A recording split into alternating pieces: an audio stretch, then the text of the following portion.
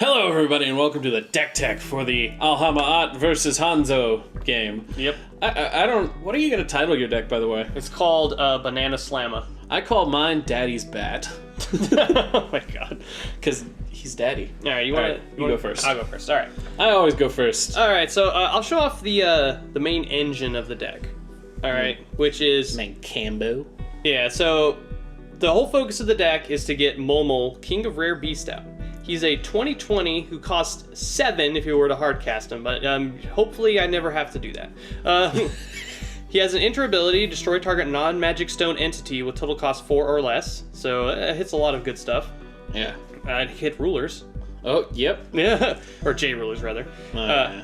And then whenever this card attacks, other beasts you control gain +5/+5 until end of turn. So he's very good, but he's very expensive, so you gotta try to cheat him in somehow. Yeah. So the most obvious way is Bunbuku, the legendary tea kettle. He's a 3-cost, 3/12. When this card is put into a graveyard from your field, you may put a beast from your hand into the field. So you basically want him to die, and then you get a Momo. It's really nice. You have to have him in your hand though, so whatever. So then, if Momo dies, or if I put him into the graveyard, I'll go over that in a second, I can reanimate him with a Book of Ibon. It's a 3-cost addition. When this card enters the field, put target resonator from a graveyard into your field. When this card leaves your field, banish the resonator put into the field by this card. Notice it says a graveyard. I can get something from my opponent if I want. Yep. But it's a 3-cost reanimator spell, which is the cheapest one in the game as far as I know. Good luck stealing my 2 casts. Well, besides the conditional reanimators. It's the cheapest non-conditional reanimator. Yeah. Sadly, it's vulnerable. Yeah. Air quotes. Because really there's no addition destruction. There is, but there's not because no one runs it. Well, white. I think the problem is like Brunhild in Wander has like accidental addition destruction. Yeah, I love that it's just like straight up, oh, hey. Yeah. Anyway, then I run 3 planting beans. What this card does is it says it's a 1-cost green chant. Search your deck for a card and put it into your graveyard. Then shuffle your deck. If this card is awakened, put that card from your graveyard into your hand. So this is very good because I can just like be like, oh hey, I have planting beans. Search for Momo, and then I'll revive him with Book of Ibon. Yep, 3-cost Momo. So that's the main engine of the deck. Now let's go over all the tech around it. All right, so I run 4 Survivors of Sisei because it's a beast. He's a 1-drop beast that says. This card gains +4/+4 as long as you control another beast, which I'm pretty much always going to have at least 2 beasts on the board. Yeah. So he becomes a 1-drop 6/6 if his condition's met, so that's really good. Then I run 4 Pygmy Hippo. He's kind of similar concept to this guy, except he's a 6/5 always, but he has the condition, enter, reveal beast from your hand, or pay 2 more. If you don't, banish this card. So, yeah, I'm pretty much always going to have a beast in my hand, so that's not really an issue. I'm gonna lure at that ability at some point. Oh god. Just to do it. See you mad lad. Yeah. Alright, now I run 3 copies of Ratatosker. There we go. I've never really Ratatosker. I never really bothered to try to pronounce it correctly. Well, you don't do Norse mythology? What's wrong with you? No. Also, I think your card is fake because the attack and defense are in the wrong place. Oh, yep. Totally. Anyway, his full name is Ratatosker, the spirit beast of Yggdrasil. Anyway, he's a pretty good ability. Beast you control cannot be targeted by spells or abilities your opponent controls during your opponent's turn. So basically, it shuts down like all their non-instant speed removal. He himself is a beast. He's the only card, I think, that has an unconditional, just once you play this, you cannot target it or anything else. Yeah. Then he has another really cool ability. Wind resonators in your hand gain quick cast, so that's nice. I never really used it in our gameplay video, I don't think, but if I... It's not really something you use a whole lot. Yeah. Then he has whenever another resonator enters your field, this card gains +2/+2 until end of turn. Not super relevant, but it's kind of nice. Then I run 3 CL's Familiar, Mike. He's a 2-drop 2/2. When this card enters the field, look at the top 3 cards of your deck. Put a card from among them into your hand and the rest on the bottom of your deck in any order. Then he has an activate ability, banish this card. This card deals 400 damage to target resonator. Now, the reason I'm playing this guy over Tama is just because he's a beast. Yep, he's a beast. I might switch him out for Tama because why is he a beast and Tama's not? Tama's a cat. Yeah, but why? Why the difference? I don't know. It's weird. So then I run a 1 of Behemoth, the Earth Eater. He's an old beast. He's a 5 cost, 15/15. Whenever this card deals damage to a Resonator while attacking, it deals that much damage to your opponent. So he's just in there because it's like an alternate thing for Momo in case I need like to like hit something and do 15 to their face. That card is nuts. He's pretty I remember cool. him when I played Apostles. He was such a game ender. Yeah. But yeah, he's just there as a different option.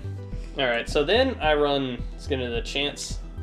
I run 3 copies of Priscia's Call to Action. It's a 1-cost green chant with quick cast. But you may pay 1 green less to play this card if it targets a beast. So if every Resonator in this deck is free to play on them. Yep. And then it says target Resonator gains swiftness and precision until end of turn. So that's That was pretty a nice. crazy card back in the day. Because we had all the Priscia stuff. Yeah. And you'd be like, oh, look, a thing. Your face. Yeah. Oh, remember Igdor?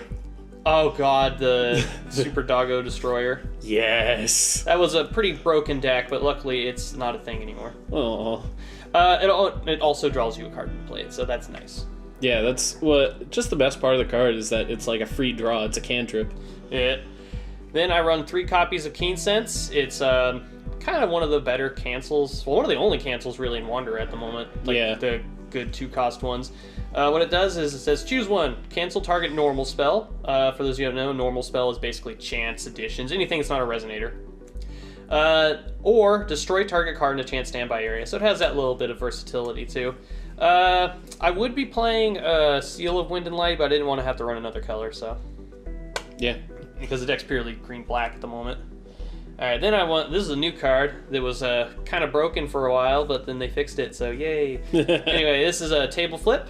I run 3 of them. I would run 4, but I only own 3. You may pay 3 less to play this card if your J-Ruler is Hanzo or Hanzo, Chief of the Koga. It can normally cost 4, but it costs 1 if you're playing Hanzo, so that's nice. Because that's fair! But yeah, it's 1 cost, chant/master rune with Divinity 2. And then it says, choose 1. If target Resonator would deal damage this turn, prevent it, then this card deals 800 damage to that Resonator instead. Or if target chant spell would deal damage this turn, prevent it, then this card deals 500 damage to your opponent instead. Now that's been errated. Yes. I don't know the exact wording of the errata. Target chant spell with a single target. Yeah, for the second ability, and it doesn't say prevent damage anymore. It's just doesn't? It's just a replacement effect now. Okay. They did that to get around Scarlet, I think, Yeah. which is a little weird, but whatever. Yeah. Okay, so that card's really good. It's basically like a miscalculation, but in green. So that's nice. Yeah. Then I Because run green needed more. Yeah. Then I run 2 Final Battle because if you're in Wanderer, this card's nuts. It's a 1 cost and X chant. You may pay 200 life rather than play 1 void up to X times to play this card. J/Resonators your opponent controls gain -X/X until end of turn. So it's a board wipe, 1-sided board wipe. Yep. It's really good. It's crazy. You basically pay your life to play it almost all the time. So unless you have a bunch of will and like. It's kind of a gamble. Yeah. Because if it doesn't work, then you're really screwed. Yeah. If you watched our gameplay video, I played it and I almost wasn't able to get out of it because I didn't end up wiping his board. Yeah, because buffs. Yeah. Buffs. All right, then I'm gonna go over this card. I run 1 of these in the main deck, and I have 1 in the rune deck, so I'll explain why it's like that when I go over the rune deck. All right, so it's a Bullet Ball Thunderclap. It's a 1-cost quick cast Divinity 2 chant/rune. As an additional cost to play this card, banish a Resonator. This card deals damage equal to the banished Resonator's attack to target Resonator. If this card was awakened, it deals that much damage to that target and your opponent instead. It has an awakening of 2 green and 1 void. So this is a pretty good card because it's quick cast and it makes me banish a Resonator. So I'll banish this dude almost all the time. Yep. It's basically used to kill him on my opponent's at the very end of my opponent's turn, so that I can put a Mole into play and then he'll have pseudo swiftness. Yes. Really nice. All right, so let's The Awakening? The Awakening. I already went over it. It's okay. Yeah, I mentioned it in the effect. All right, so yeah, let's go over the rune deck. So I run 1 Sealing Scroll. It's a 0-cost Divinity 2 Master Rune. Play this card only if your J/Ruler is Hanzo or Hanzo, Chief of the Koga. Quick cast. Cancel target rune spell. This was useless against this deck, but you definitely still want to run this most of the time unless you know you're not going to be going over. Yeah, we don't tell each other what we're making before we before we bring it here. So that's a very very good card potentially. So then I have Bullet Ball Thunderclap in here. It's the same thing as this one, but I always have this one because it's in my rune deck. Yeah. That's why I only run one main board. So because I like to be able to maybe do it again without having to flip Hanzo. Yeah. So that's a very good card. I run 1 Power of Immortality. It's a chant / rune with quick cast and Divinity 1. You may pay 1 void less to play this card from rune area. So it basically costs 1 darkness from the rune area. Yeah. And it says target resonator gains plus 400 attack, and when this card is put into a graveyard from the field, put it into the field rested under its owner's control until end of turn. Really nice card. Basically, if you play on like a Momo and he's about to die, he'll come back and get his enter effect again. The quick cast is what's important on that. Yeah, if it wasn't quick cast, it wouldn't be that good. Yeah. It's basically kind of like a play dead, but in darkness. Also, if you play it on something, then use that bullet, the Thunderclap. Yeah. You can immediately get it back and maybe trigger another Momo enter. Yep. It's crazy. So, okay, then I play Forest Meditation. It's a 2-cost Divinity 2 rune. Choose up to 2. Put target resonator from your graveyard into your hand, or put 2 target magic stones from your graveyard into the field, or draw a card. So it does the pretty famous at this point Spirit Stone combo. We've gone over it multiple times, so I don't think I should go over it again. But if you want to, you can leave a comment asking how it works, and I'll explain it to you. Draw 3 for free is the TLDR. Yeah.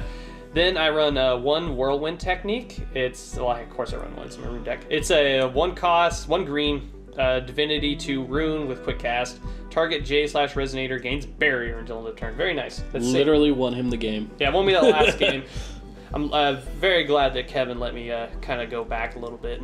Whatever. It's fine.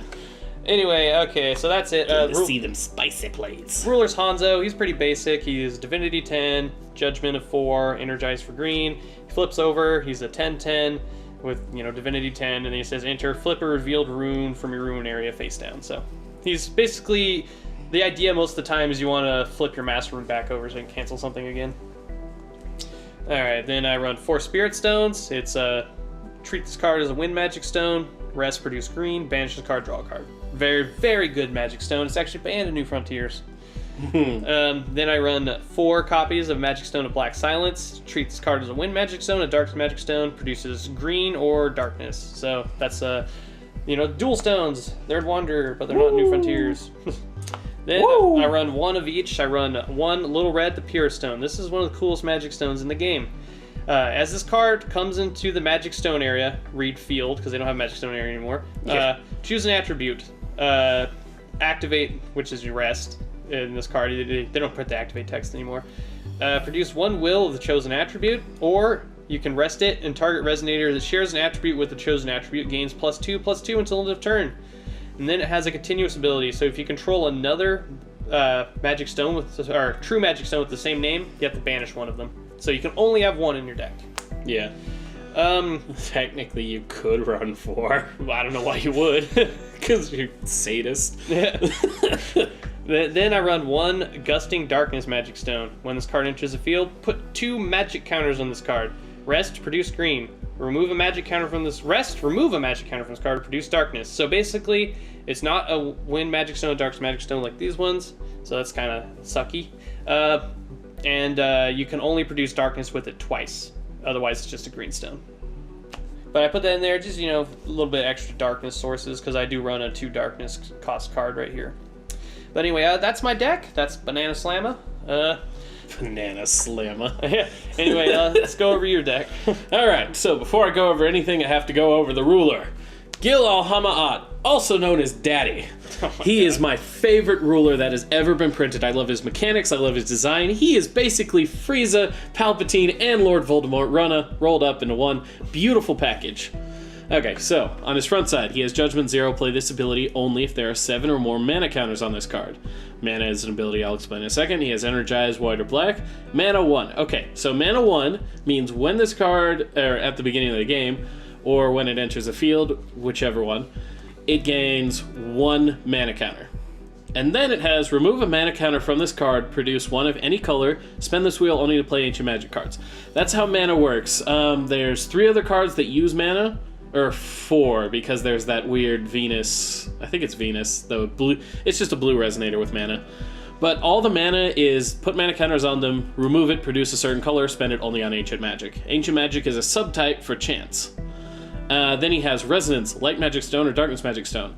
Resonance, whenever a magic stone of that color would enter the field, put a mana counter on this card. So he slowly builds up mana counters.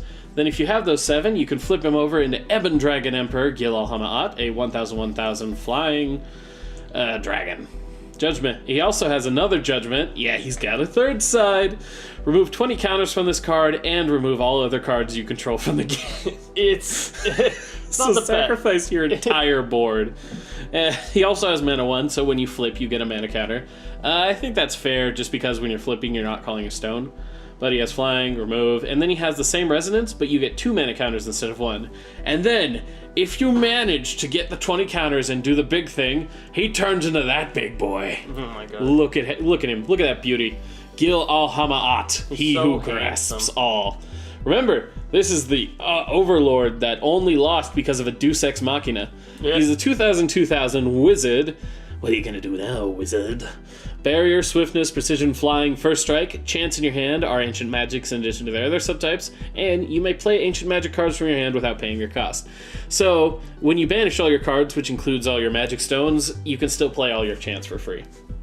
That's usually not used, but I mean, look at that. It just takes so much effort to get him to that Look side. at him. He is beautiful. He was also the first 3-sided card. Eat your heart out, time spinning witch, you copycat, Yeah. loser. Anyway, the deck itself, Daddy's Bet. I love it because this is an original deck that I made. I didn't have any influence from anybody. I just came up with it and did it on my own, and that's why I love the deck so much. Yeah. I originally played it in the GP. I forget which one. Los Angeles. Los Angeles about 2 years ago. I think it was 2016. 2016. Yeah. So about 2 or 3 years ago.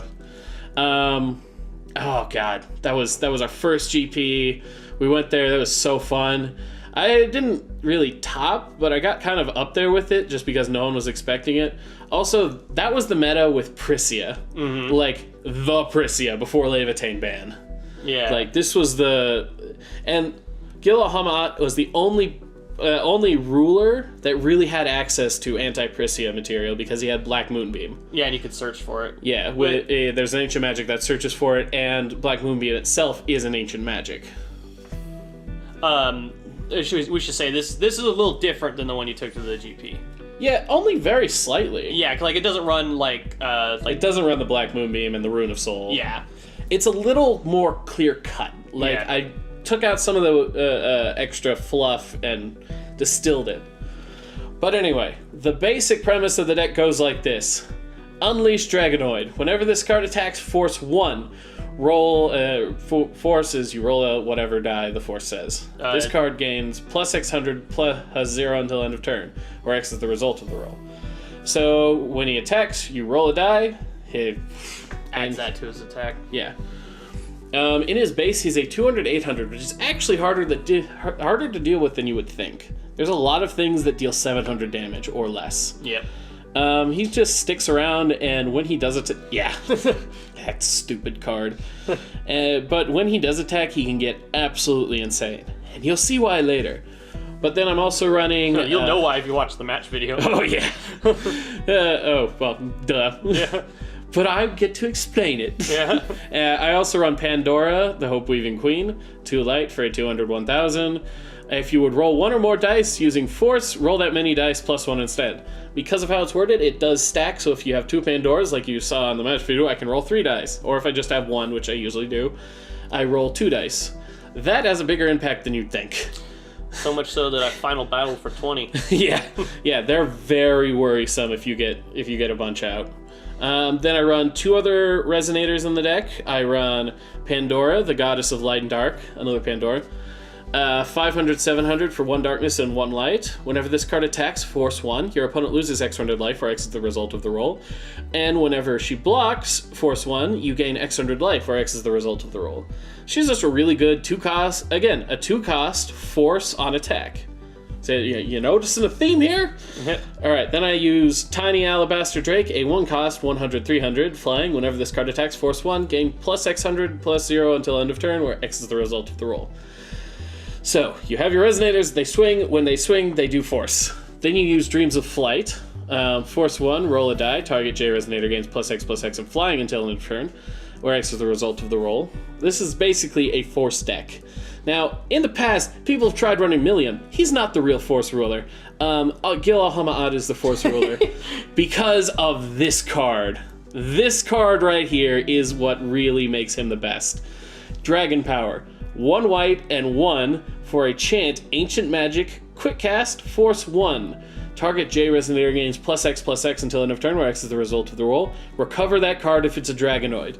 That's where the combo comes in, because your mana is going to slowly ramp up in the game, and even early game, you can get like 4 counters by turn 3, and that's 2 free Dragon Powers. That's not only pumping him whenever he swings, but it also recovers him. So you swing, and he rolls. He's like a 600 to an 800 attack. Then you play Dragon Power on him before damage. He becomes like a 1200 and then recovers. Then you swing with him again, and he just keeps getting bigger and bigger and bigger with each swing. It's scary. And because Dragon Power is free recovery, and everybody knows how great free recovery is.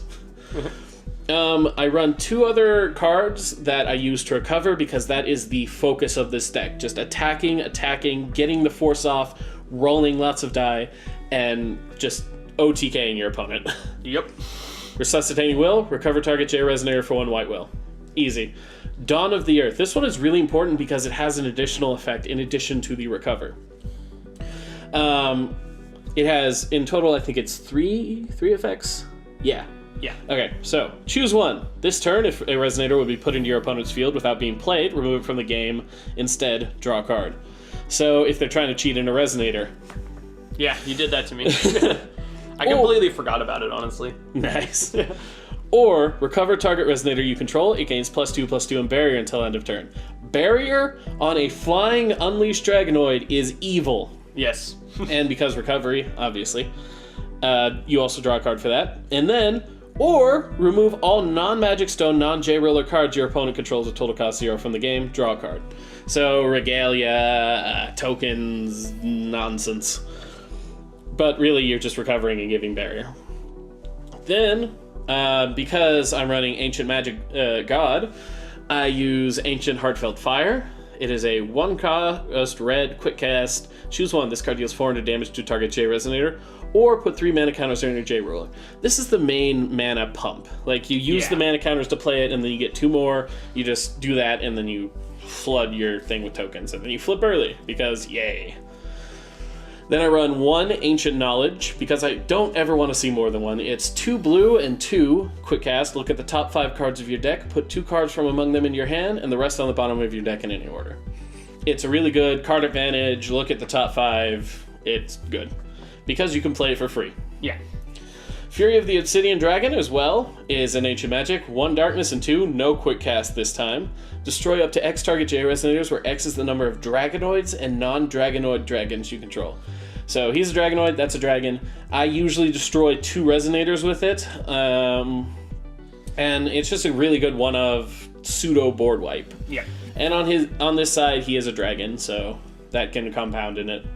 Then the best Ancient Magic ever, which is probably my Spirit Ancient Magic. Well, because they've built so many decks that use it. It's a good card. Alright, so World Flame Summoning. 2 red and 4. Chant Ancient Magic. Choose 2. Your opponent banishes a special magic stone. Or this card deals 800 damage to each resonator your opponent controls. Or this card deals 800 damage to your opponent. Or this card deals 1500 damage to target J-Ruler. So you can wipe their board, you can kill the J-Roller, you can hit their face. Usually you're hitting their face and making them banish a stone. Yeah. Because in Wander, everything's a special magic stone. Even, not even Grim can escape it now because his green is gone. I think mono blue Grim could be a thing. Maybe. Yeah. But yeah, it's pretty awesome just because it has 4 different modes and it's ancient magic. So again, mana can play. You get more mana counters than you'd realize. Like, it seems like you start with 1, you gain 1 per turn. Oh, what's that going to do? But you can still pay normal mana into it. So you can play Warflame Summoning for 3, or play like a Dragon Power for 1, or any of that. But yeah, stone-wise, I run 4 Magic Stone of Black Silence. That's just Heaven's Rift. Heaven's Rift. That's the Darkness Light one. Then I run 3 Ancient Magic Stone. That's Gill Alhama'at. It adds a Darkness or a Light, or I can remove a mana counter from my J-Ruler and produce one of any color. That's not for Ancient Magics, that's just any color at all. It's for mana fixing, for Dawn of the Earth, and because it's his stone. Also because it's mostly white, with a little bit of black. You're running 3 because you couldn't find one of them. Yes, that is true. I am running 3 Ancient Magic Stones because I couldn't find my 4th, because I suck.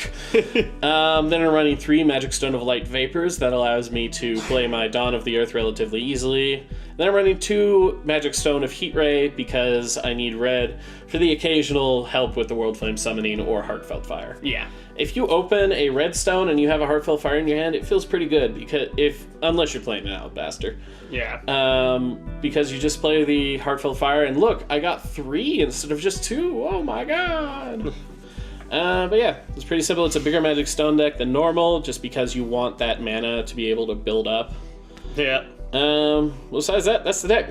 Daddy's bad. It's a very good deck. It insta-give to me. Yeah, that was awesome. I never expected it to do that shit. Yeah.